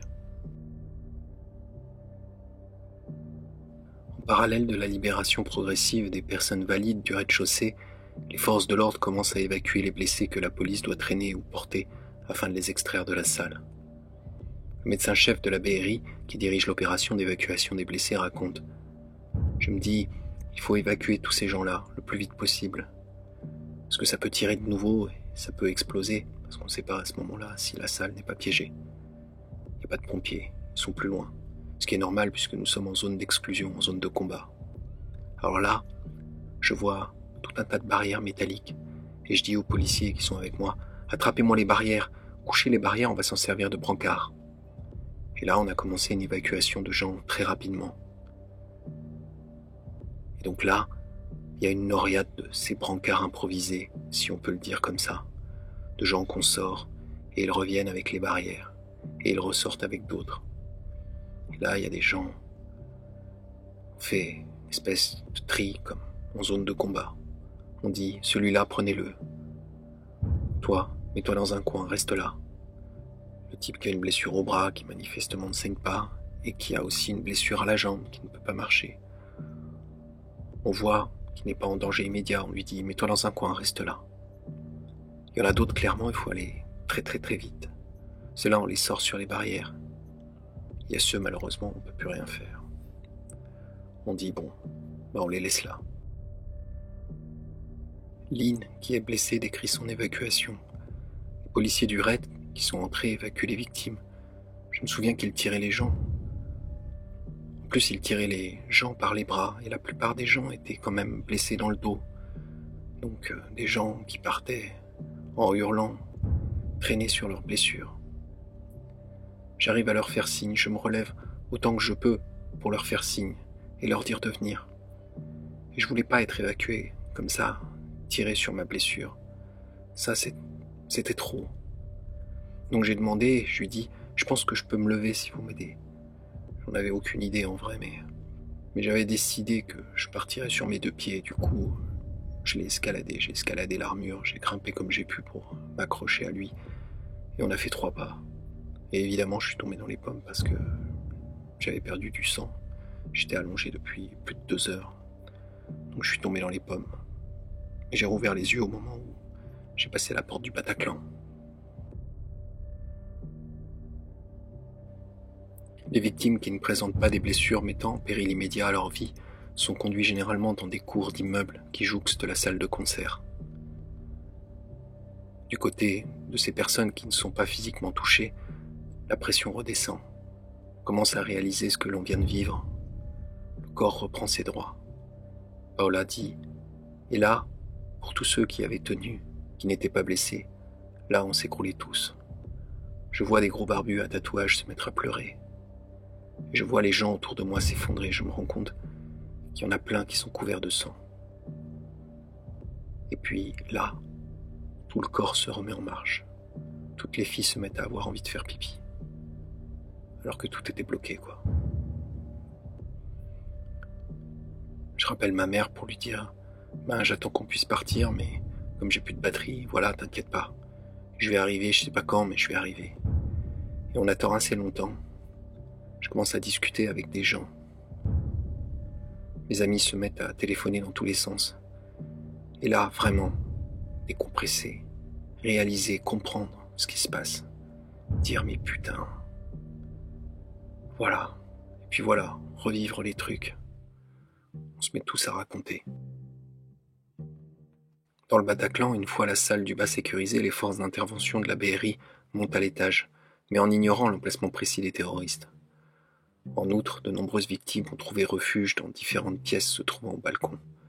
Ainsi, dans sa progression, la BRI découvre de très nombreuses personnes cachées, ce qu'indique également le rapport de la commission d'enquête parlementaire. Vers 23h, la BRI commence à progresser dans les escaliers, ce qui permet à certains spectateurs encore dissimulés à ce moment-là de quitter les lieux. Christophe Molmy, chef de la BRI, est dans la colonne qui progresse dans la salle de concert. Il dit « Donc, on fait bien le bas et ensuite on monte toujours dans un silence presque troublant. Là, on fait 2 colonnes sur le demi-palier qui partaient de droite et de gauche. On commence à progresser. Moi, je suis à gauche. Je me souviens que ça a pris du temps parce qu'un simple placard électrique, vous aviez du monde dedans. » Willy fait partie de cette première colonne qui monte au balcon. On le suit dans son avancée. Le récit est très précis, depuis son entrée dans le Bataclan jusqu'au moment où il se retrouve, à 23h15, devant la porte derrière laquelle les terroristes sont retranchés avec les otages. Il dit « Notre progression tout de suite, elle est gênée, parce qu'il y a des corps qui sont entassés tout de suite, les uns sur les autres, et sur la largeur d'une porte. On est avec tout le matériel lourd, et le gilet lourd, et tout le matos qu'on a. En fait, on est très peu mobile. Une fois en haut, j'annonce tout de suite par radio qu'on n'est pas assez nombreux pour sécuriser toutes les portes.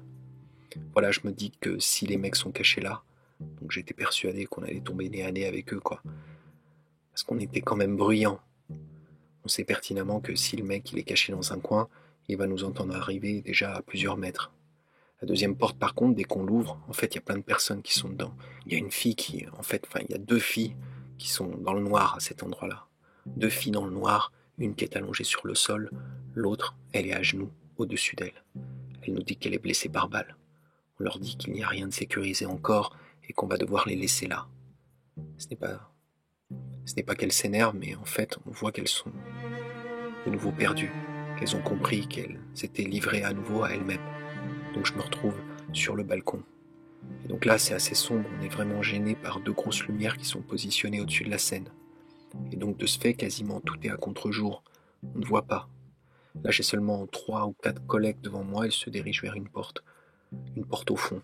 Et là, en fait, on entend crier. On entend « N'avancez pas, on tue tout le monde. On va tout faire sauter. » Donc on se replie, on se planque dans les sièges. En miroir de cette description, Sébastien, otage des terroristes, se souvient de ce moment charnière. Il dit « À un moment, là, un des otages à la porte dit « Il y a du bruit derrière. Il y a du bruit, il y a quelque chose qui se passe derrière. » Et Mostefai dit en criant derrière nous « Avancez plus, avancez plus. Si vous avancez, on les bute. On se fait péter, on les bute. » Et c'est à ce moment-là que j'ai compris que peut-être ils avaient une ceinture explosive. Peut-être que ce n'était pas juste seulement des armes, mais aussi des explosifs. Willy revient lui aussi sur les menaces des assaillants. On entend le terroriste qui nous parle. Et donc voilà, il réitère ce qu'il dit avant. N'avancez pas, on va tuer tout le monde, on a des otages. Donc là, par radio, on fait remonter l'info à un chef de groupe avec nous. L'officier transmet au chef de la BRI et au PC opérationnel. Donc on leur dit qu'on fige la situation, qu'on se met en stand-by et qu'on attend les ordres. S'amorce alors une nouvelle étape dans la progression des forces de l'ordre afin de mettre fin au siège du Bataclan, celle de la négociation avec les terroristes. Une fois la voie de communication établie, les forces de l'ordre entament des négociations avec les terroristes. De l'avis de tous, il semble que ce moment de l'attaque n'avait pas été anticipé ou préparé par les terroristes. En parallèle, la situation est toujours aussi compliquée pour les otages car, durant ces négociations, les assaillants se montrent particulièrement agressifs et menaçants. Le chef de la BRI détaille l'organisation de cette négociation et les éléments qu'il doit jauger afin de prendre des décisions. Il dit « Le négociateur est aguerri puisqu'il a négocié déjà à l'hypercachère. C'est lui qui était en contact avec Koulibaly. Un premier contact relativement bref, au terme duquel il me rend compte par radio et il me dit « Bon, on n'y arrivera pas. » Parce qu'il m'explique qu'ils sont beaucoup plus tendus, plus nerveux que n'était Koulibaly. Un peu plus erratiques sur leur motivation et leur demande, sinon qu'ils veulent qu'on s'en aille, ce qui n'est pas très sensé. Ils ont l'air très stressés. Il est clair pour eux que de toute façon ils étaient coincés. Ils n'avaient pas l'air d'être venus pour se rendre, mais pour mourir. Donc finalement ça laisse peu de marge. À un moment de l'attaque, les terroristes décident, toujours de manière totalement improvisée, de contacter les médias. Ils évoquent auprès du négociateur cette volonté de s'exprimer à la télévision. Sébastien revient sur cet épisode où les assaillants tentent d'improviser une sorte de conférence de presse. Ce qui est évidemment déroutant, c'est qu'à nouveau, on sent que ça n'a absolument pas été préparé ou pensé en amont. On va appeler les médias. Mostefa dit ça. Il dit on a besoin de téléphone. Il n'y a plus de batterie sur le téléphone de machin. Il faut un téléphone. Et il décide de récupérer tous les téléphones des otages, le mien compris. Ils essaient d'appeler BFM, iTélé, LCI. Personne ne répond d'ailleurs. Reprenons le récit du chef de la BRI afin de suivre son cheminement intellectuel tout au long de cette négociation. Les éléments dont il dispose afin de proposer au préfet de police la solution la moins mauvaise pour mettre fin au siège du Bataclan. Il dit « Là, il faut faire des choix, il faut les faire valider. Il faut déjà les faire. C'est la moins mauvaise solution, mais ma réflexion, c'était de me dire « Bon, ils sortiront pas, enfin en tout cas, pas en se rendant. Ils n'ont pas l'air d'être partis pour libérer les otages. Plus on va attendre, plus ça va se tendre. Donc en clair, tant qu'à y aller, il ne faut pas y aller trop tard. Ne pas se précipiter, mais il ne faut pas trop tarder. » Donc, tout ça considéré, je sors de la colonne. Je vais voir le préfet, qui est dans la rue derrière, puisque lui, il est en dehors de la zone d'exclusion. Il est avec mon directeur de la PJ, auquel je demande, donc à tous les deux, de savoir s'il m'autorise à y aller, en leur expliquant les motivations. Et j'ai trouvé assez courageux le préfet de me dire « Allez-y ». Il n'a pas cherché à discuter 2 heures, il m'a dit « Vous pensez que c'est mieux ?» Je dis « En tout cas, c'est ce qu'il y a de moins mal à faire. » Il me dit « Allez-y ». François Molins se souvient également de ce moment où la décision de donner l'assaut doit être prise. Il dit « Il y a eu effectivement à un moment donné un point un peu plus de... Enfin, où on a compris à un moment donné qu'il fallait y aller parce que sinon ça devenait très dangereux pour les otages au premier étage. Qu'il fallait pas attendre beaucoup plus longtemps. Et à un moment donné, je me souviens très bien quand il s'agit de prendre la décision de l'assaut, où on est confronté à des messages qui nous disent « Bon, il faut y aller. Il faut pas tarder parce que sinon ça va mal se finir pour les otages. » Donc là, effectivement, les choses se sont débouclées de mémoire assez rapidement. Écoutons les décisionnaires et les victimes raconter les derniers instants de la prise d'otage. Voici ce qu'explique Christophe Molmy. Donc je me suis retourné avec mes collègues et là on a commencé à monter la colonne. Ce qui est le travail de l'officier. On a eu d'autres coups de fil avec les terroristes. Il y a eu 5 appels en tout, qui n'amènent à rien sinon à meubler un peu. Le dernier coup de fil, c'était à 0h18. Sébastien se souvient de ces nombreux appels. Il dit, passé une demi-heure, il y a de nouveaux appels. Le négociateur dit au téléphone, parce qu'on l'entendait, il était en haut-parleur. Les terroristes étaient complètement sourds à cause des tirs qu'ils avaient fait plus tôt. Le négociateur dit « Ok, laisse-nous un peu de temps. Il faut qu'on évacue les blessés. 10 minutes, je te rappelle. » Et il reçoit un autre coup de fil du négociateur. Le négociateur lui dit « Ok, tu nous laisses 5 minutes. Après, c'est réglé. Je suis à toi. On fait ce que tu veux. Il faut juste que tu me dises combien vous avez d'otages. » Mustapha lui ment. Il dit « On a une vingtaine d'otages. » Sauf qu'on n'était pas la vingtaine. Le négociateur lui dit « Ok, bon, tu me laisses 20 minutes. Ensuite, ça y est. » Et il tirait sur la corde, à chaque fois. Chaque appel, il tirait sur la corde. Et on se disait « Mais ils vont buter quelqu'un. Ils vont buter quelqu'un. » Et à chaque fois, Mustapha dit « Ok, 20 minutes, sinon je tue quelqu'un. » Je tue quelqu'un. Plaçons-nous désormais aux côtés des forces d'intervention de la BRI, devant la porte qui donne sur le couloir où sont retranchés terroristes et otages. Willy raconte. Donc on a compris, après, que ce couloir-là donnera sur un escalier qui communiquera avec le bas, près de la Seine. Donc le raid s'occupe de la porte en bas. Nous, on est tous au balcon. On a juste un appui du raid. C'est un collègue avec un fusil de tireur, un fusil à lunettes. Il est avec nous juste pour neutraliser une espèce de caméra. Ce qui a été décidé, c'est qu'au top inter, le collègue du raid neutraliserait la caméra. Comme ça, ça nous permettrait de nous lever et de progresser jusqu'à la porte. Donc au top inter, on se lève et on a un bouclier, un Ramsès. C'est un gros bouclier sur des roulettes. Ce qu'on veut faire, c'est en fait le coller à la porte, ouvrir la porte et ensuite traiter. Les premiers collègues, les copains ouvrent la porte et là, c'est un gros déluge de feu. Là, c'est une rafale en continu qui résonne. Voilà, moi je reconnais la cadence de la Kalachnikov, donc il y a beaucoup de fumée qui sort, ça vient de l'arme du terroriste. Et là, je vois un collègue tomber. Là, je comprends qu'en fait, il y en a un qui est touché. Et ensuite, quand je retourne la tête vers la porte, là, ça commence à s'engouffrer dans la porte. Avant de pénétrer, déjà, il y a un ordre de lancer de grenades, d'avancer avec des grenades, parce qu'on entend qu'il y a des otages derrière. Donc voilà, ce sont des grenades étourdissantes, en fait, des flashs, et ça étourdit juste les gens. Donc il y a des coups de feu, je m'intercale dans la colonne d'assaut, et tout de suite, au bout de peut-être quelques mètres, en fait, le bouclier sur roue est tombé. Parce qu'en fait, il y a des marches. Ça faisait comme un pont-levis, en fait. Nous, on marche tous dessus, les uns après les autres. Sauf que quand c'est mon tour, je m'arrête, parce qu'il y a un homme qui... Enfin, je vois sa tête et son buste qui sort. Il est en dessous du bouclier, il hurle de douleur, parce qu'en fait, on lui marche tous dessus. J'enquille derrière. Je rejoins mes collègues qui sont devant, et quand on arrive au bout du couloir, donc là, il y a des gens partout allongés. Je vois juste les collègues de devant tirer, et là, grosse explosion. Donc je comprends que... Enfin, je n'avais pas la certitude, mais moi je me dis que c'est un mec qui s'est fait sauter. Ensuite, il y a un moment de calme. On se met en place en haut de l'escalier. Là, on se rend compte qu'il y a un terroriste qui est déchiqueté parce que on voit juste les jambes. On voit juste les jambes et il est coupé, en fait, au niveau du tronc. Et le tronc, il est à l'étage du dessus. Il est sur une grosse marche au-dessus.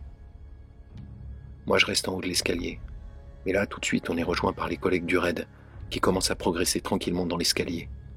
Et ils nous disent qu'il y a un deuxième terroriste qui est neutralisé.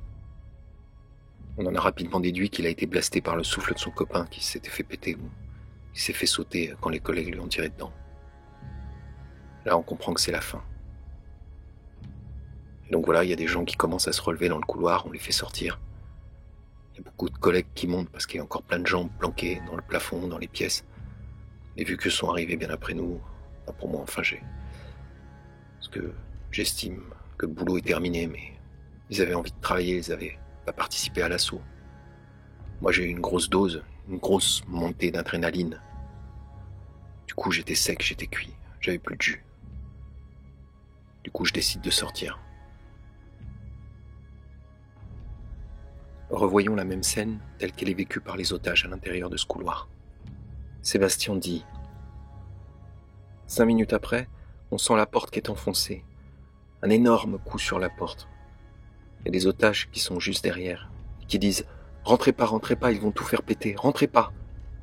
Et on crie tous à l'unisson ça, pour éviter justement qu'il y ait un assaut, parce que Même si on ne savait pas si les deux terroristes avaient des ceintures, on se disait « ils vont se faire exploser ». Ils ne peuvent pas faire ça, ils ne peuvent pas intervenir. S'ils interviennent, on va mourir. La porte est enfoncée, elle vole en éclats. Et je vois une espèce de porte métallique derrière avec des policiers. Mostapha, il m'attrape par l'épaule et il me pousse comme ça, il me dit « va là-bas ». Et il se met à tirer sur le bouclier Ramsès. Les policiers avancent avec les otages juste en dessous. Les policiers avancent avec le bouclier. Le bouclier chute sur 3 marches qui étaient au début du couloir. Mostapha recule vers nous en tirant. Il y a à peu près 6 grenades assourdissantes et aveuglantes qui explosent. Donc je me retrouve... Enfin, j'entends rien. Je vois plus rien, je suis sonné. C'est le terme. Et la seule chose que j'ai pu entrevoir, c'est Mostapha qui jette son arme.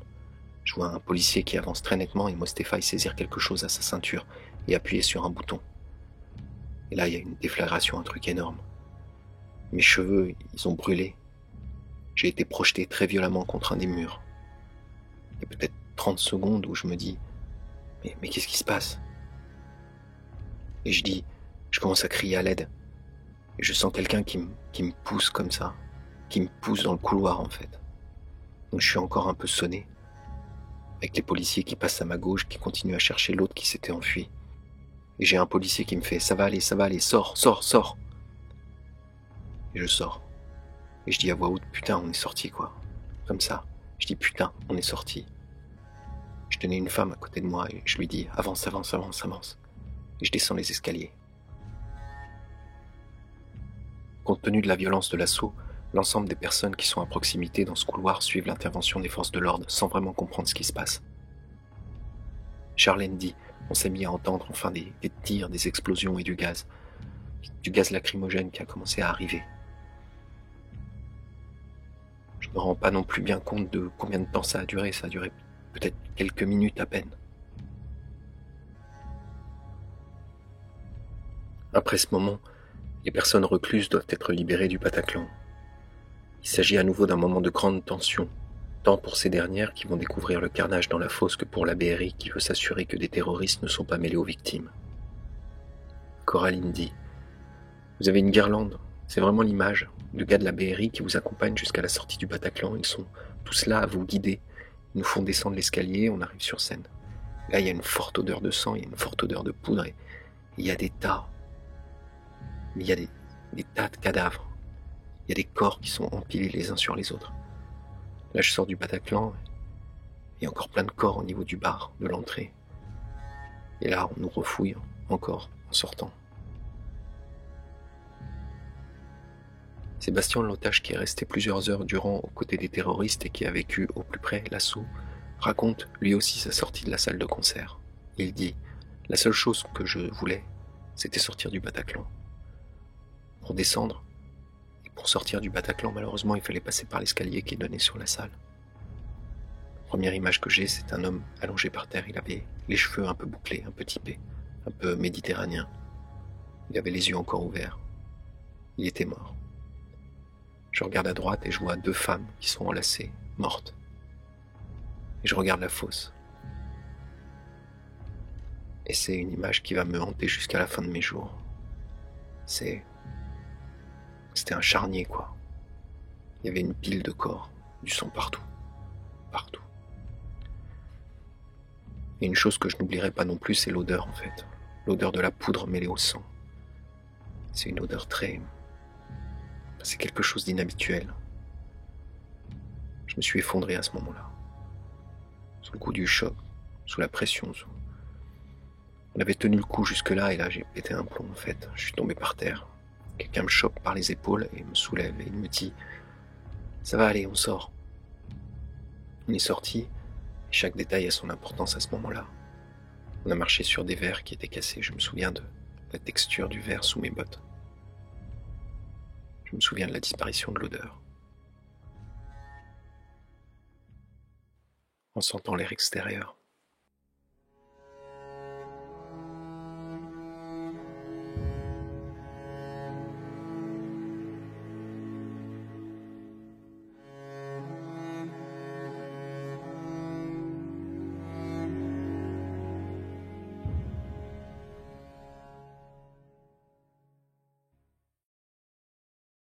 13 novembre ne se clôt pas le 13 novembre.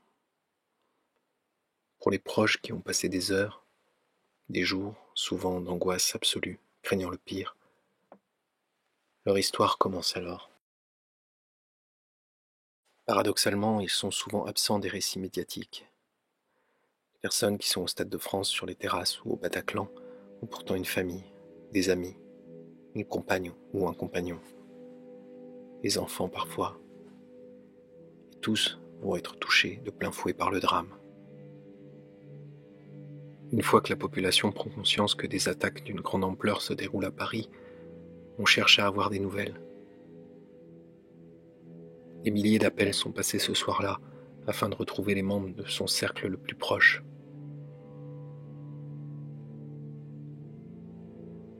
Kelly raconte. J'étais à la maison avec les enfants et, environ à 10 heures du soir, je reçois une alerte sur mon téléphone qui me dit prise d'otage au Bataclan. Et mon mari est au Bataclan, avec 3 de nos amis. Daisy raconte. Et donc à partir de là, on a commencé. Je savais. En fait, réellement, je savais pas quoi faire. Donc si, à part l'appeler. Donc j'ai commencé à appeler. Après, je m'en suis beaucoup voulu d'avoir appelé aussi souvent. Et en disant, donnez-nous des nouvelles, qu'est-ce qui se passe? Est-ce que vous êtes sortis? Où vous êtes? Au fur et à mesure, restant sans nouvelles, on contacte alors les amis qui pourraient avoir des informations et on lance des avis de recherche sur les réseaux sociaux. Ceux qui demeurent sans information se tournent ensuite vers des voies plus institutionnelles. Ils commencent alors à contacter les hôpitaux, la police et enfin le numéro de la cellule interministérielle d'aide aux victimes. Kelly dit : on a passé toute la nuit à téléphoner à tous les hôpitaux. Et on a passé toute la nuit. Ça a duré 3 jours. En désespoir de cause et face à l'attente qui devient toujours plus insupportable, la quasi-totalité des témoins se souvient avoir scruté les images diffusées à la télévision dans l'espoir de voir apparaître un visage familier.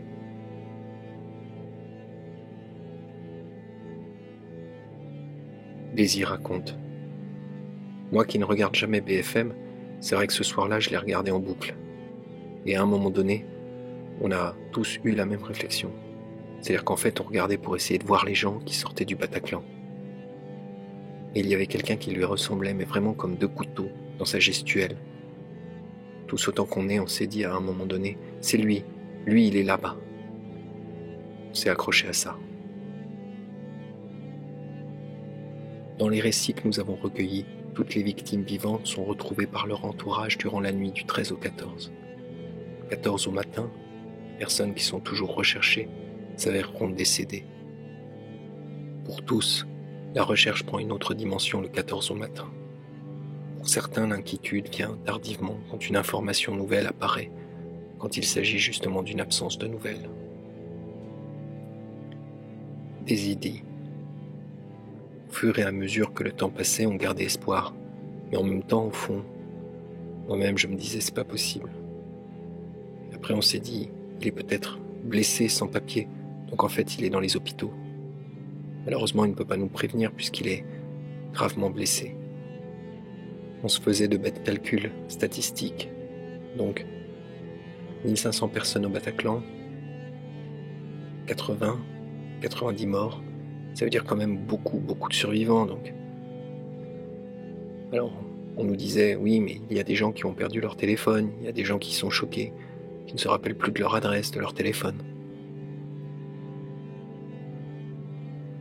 Lorsque les personnes disparues ont de jeunes enfants, ces derniers doivent être mis au courant. C'est toujours le 14 novembre que petit à petit, la famille tente d'expliquer l'absence. Voici ce dont se souvient Kelly, toujours sans nouvelles de son conjoint. Le 14, il a fallu expliquer aux enfants pourquoi papa n'était pas là, sans savoir moi-même pourquoi il n'était pas là. Les enfants avaient 2 ans et demi et 6 et demi. Donc à ma grande, j'ai dit, écoute, il est arrivé quelque chose à papa. Elle m'a dit, ah là là, j'espère qu'il s'est pas cassé la jambe. Et après, elle m'a dit, j'espère qu'il est pas mort. D'une manière générale, pour l'ensemble de ces personnes, la journée se passe au téléphone, sur les lieux, partout où trouver une information quelconque. Face au silence officiel, l'ensemble de l'entourage, plus ou moins proche, est mobilisé. Daisy évoque ce moment. On regardait la télé, on appelait tous les numéros possibles et imaginables qu'on nous a donnés, puisqu'on appelait aussi directement dans les hôpitaux. J'ai une copine qui était infirmière, qui s'est renseignée. J'avais un copain qui était un ancien de la BAC, qui venait de prendre sa retraite, donc qui essayait d'appeler partout pour avoir des nouvelles. Où est-ce qu'on pouvait, vers qui on pouvait s'orienter. Dans les jours qui suivent le 13 novembre 2015, force est de constater que malgré les précautions prises, les informations sont souvent mal données par les institutions, soit parce qu'elles sont transmises de manière trop brutale, soit parce qu'elles sont tout simplement fausses. Il ne s'agit en aucun cas de dresser un portrait à charge. Tous les témoignages des proches relatent la multiplication des difficultés ou des maladresses rencontrées dans ce temps suspendu. À partir du samedi 14, un accueil des familles de victimes se met en place à l'école militaire. D'après les témoignages, l'accueil y est bien organisé. Malgré l'affluence, les personnels sont à l'écoute et tentent de donner un peu de chaleur et de réconfort dans cette période d'angoisse. Kelly dit « On est allé à l'école militaire. On a été très bien pris en charge. C'était vraiment très bien fait. Il y avait des psychiatres, des psychologues, enfin toutes les équipes. Puis il y avait toutes les autres familles qui étaient là. Et chacun était dans son coin. Il y avait de grands espaces avec de grandes tables et chacun était vraiment isolé. C'était très silencieux, très calme comme ambiance. Moi, j'ai demandé à voir tout de suite un pédopsychiatre pour savoir quels mots utiliser pour les enfants. Je peux lui poser des questions et puis finalement, j'ai vu la police, le responsable de l'enquête qui m'a demandé une description puisqu'il y avait des blessés non identifiés à ce moment-là. Petit à petit, les nouvelles commencent à parvenir aux proches des victimes. La nouvelle du décès peut venir d'un appel téléphonique de la police, d'une tierce personne qui a été mise au courant et qui transmet l'information ou, dans la majorité des cas, des personnels présents à l'école militaire. Parfois, même pour les personnels des institutions, l'annonce de la nouvelle est si dure qu'ils ne sont pas en mesure de l'exprimer en termes clairs. Kelly raconte « Quelqu'un m'a téléphoné pour m'annoncer par téléphone que mon compagnon n'était pas sur la liste des blessés non identifiés, qu'il n'y avait plus de blessés non identifiés. Là, je me dis « Mais je comprends pas. Donc c'est fini. » Et il m'a répété « Votre mari n'est plus sur la liste. Il n'y en a plus. » Donc sans me dire « Il est mort. » Donc, c'était clair. C'était clair. Mais c'était très violent. Donc à ce jour, personne ne m'a dit « Votre mari est mort. » Personne. À l'école militaire, l'annonce des décès suit un protocole strict et se fait toujours de la même manière. Carole Damiani explique l'organisation mise en place. Des groupes de 3, un officiel qui pouvait être un OPJ, un officier de police judiciaire ou un magistrat, quelqu'un de la sécurité civile et un psy de mon équipe ou d'une autre équipe de façon à pouvoir annoncer les décès. Des petits box étaient réservés à cet effet en haut. Les victimes ont vite compris qu'en haut on annonçait la mort et pas en bas. Aurait-il fallu faire autrement? J'en sais rien du tout. En tout cas, c'est comme ça que ça s'est fait. Ils étaient pris par groupe familial pour que l'annonce puisse leur être faite. Daisy évoque cela. Le substitut de la République est arrivé, une dame, et en gros elle nous dit « J'ai une liste. Vous allez me donner le nom de la personne que vous recherchez, et je vous dirai si elle est sur la liste ou pas. » Les personnes ont un petit peu râlé, mais c'était compréhensible dans le sens où il y avait quand même beaucoup de monde. Selon je me souviens, c'était les 2 personnes avant nous. Il n'était pas sur la liste. Et quand j'ai dit son nom, il était sur la liste. Et donc du coup, elle m'a dit « Madame, il faut monter, on va vous accompagner. » Et là, je me suis dit « Oui, c'est pas bon du tout. » Et j'ai quand même demandé, je crois, c'est au policier. Est-ce que... Bon, je me doute que c'est pas bon, mais est-ce que c'est... Enfin, il est peut-être blessé très gravement. Et il m'a dit, je peux pas vous dire. Je pense qu'il ne le savait pas, ou si... Et je pense surtout qu'il pouvait pas me le dire. Et là, j'ai eu cette dame, substitut de la République, qui est arrivée. M'a dit que mon mari avait été assassiné. Et là, Vous avez le monde qui s'écroule. Vous hurlez, et puis vous avez vous avez une partie de votre vie qui s'en va. Une fois les personnes décédées identifiées et la nouvelle transmise à la famille, les proches sont autorisés à se rendre à l'Institut médico-légal de Paris afin de voir le corps. Daisy se souvient. Donc, vous avez peur. Vous avez peur pour vous, mais vous avez peur aussi pour vos enfants. Et donc du coup, vous êtes derrière une vitre et vous avez un rideau qui s'ouvre et vous voyez le cadavre de votre mari. Et là, je crois que c'est dur parce que déjà, c'est bizarre comme truc. Enfin, vous avez l'impression d'être dans un vieux cauchemar, en train de vous dire « Je vais me réveiller ». Kelly dit « Moi, j'ai ressenti une sorte d'apaisement à le voir. » Enfin alors c'est bizarre de se sentir apaisé, mais enfin je le voyais quoi. Et il était très beau. L'air de rien en fait, dans son concert, tranquille, comme si de rien n'était. Plus fort que la mort, égal à lui-même. C'est-à-dire, il gère, même dans la mort. Tout va bien.